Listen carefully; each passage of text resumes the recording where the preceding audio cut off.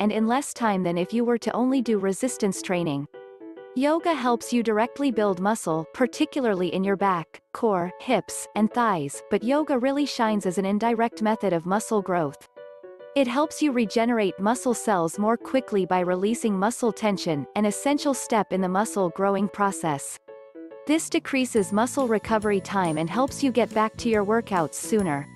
Yoga also helps you avoid missing workouts due to injury, and keeps your body feeling fresh so you can stick to your workout schedule.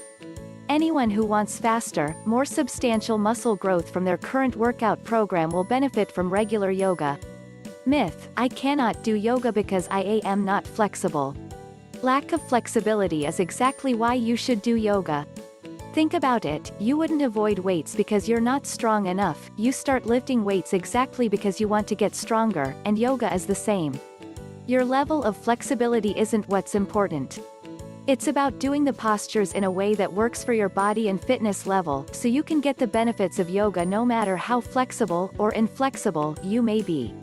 All postures can be adapted to your current abilities with the right instruction and the proper tools. Myth: you can't get injured doing yoga. Unfortunately, this is also not true. Just like any form of fitness, there is potential for injury due to incorrect technique. The most common yoga injuries result from excessive forward folds and backbends executed with poor technique, or from attempting to push your body further than it is ready to bend. But don't worry, you can reasonably expect to avoid injury by focusing on proper technique, paying attention to your body, and using common sense. Myth: yoga is the only workout I need to be healthy and strong. It can be, but it ultimately depends on your fitness goals and body type.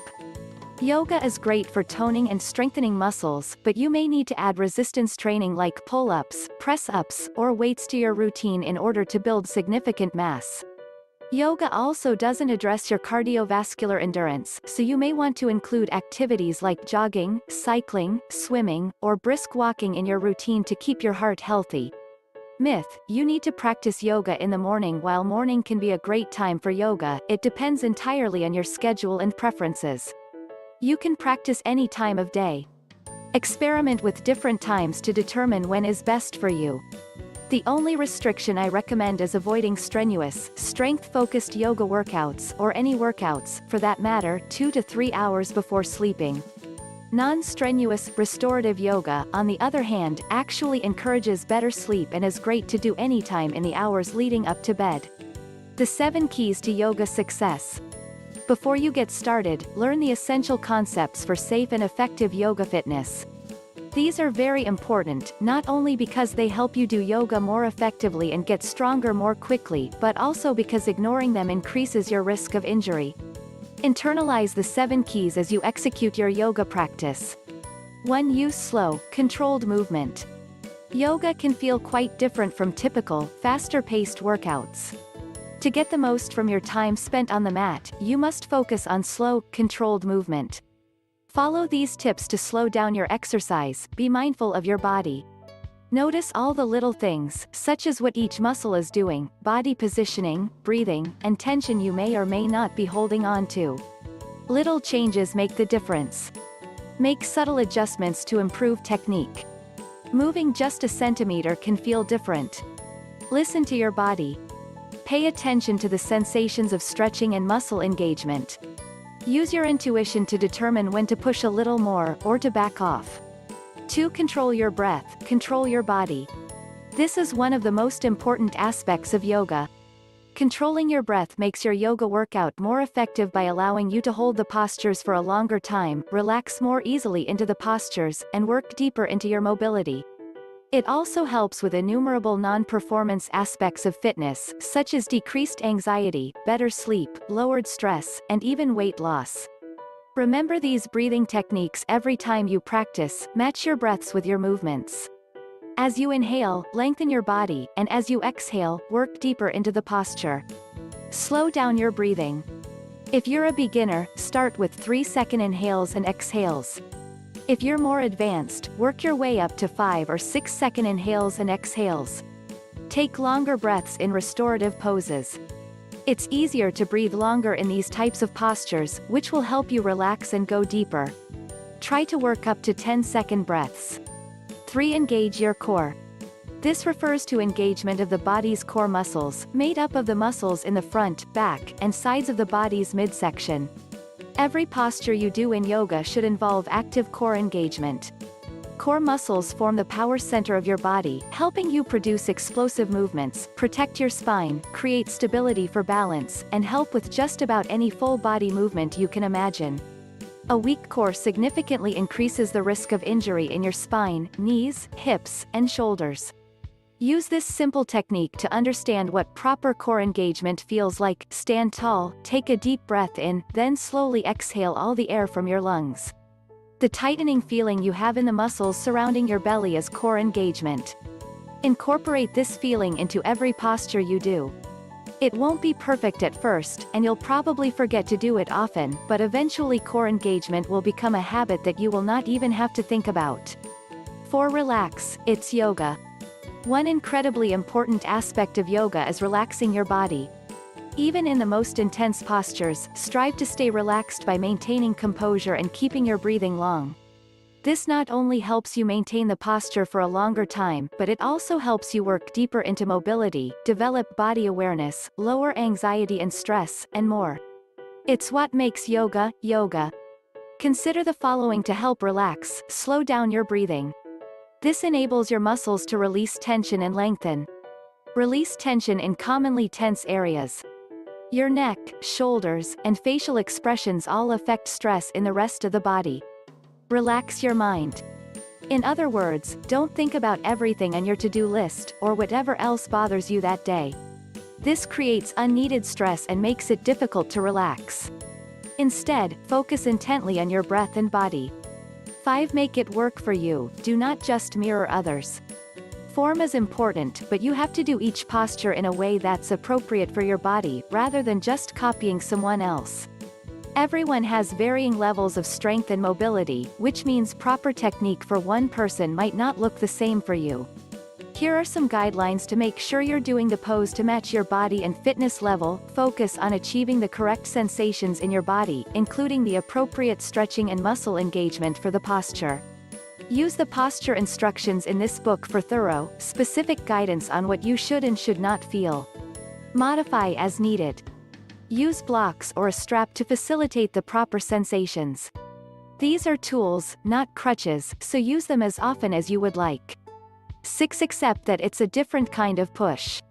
In other workouts, it may help to push harder, grit your teeth, and tense your muscles, but that won't get you very far in yoga.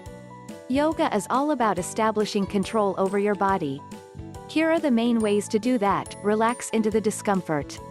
Use mental focus to hold on for just a few more breaths to work a little bit deeper, all while maintaining control. Constantly refine your technique. Are your knees in the right position? Are your ankles and shoulders doing what they should? Go through a mental checklist from head to toe every time you do a posture, and keep cycling through that checklist until it's time for the next posture. Tease your flexibility limits. This is the yoga equivalent of pushing yourself to finish the last 2 reps. It's where the growth happens. If you want to get stronger with yoga, you should become accustomed to working into this zone of safe discomfort. However, be careful, you can get injured if you push too far. 7. Build a practice. Doing yoga every now and then won't cut it. In order to reap the benefits, you need to do yoga at least 2 or 3 times per week. It is important to practice consistently, in terms of both effort and frequency. Be sure to set a manageable schedule for yourself.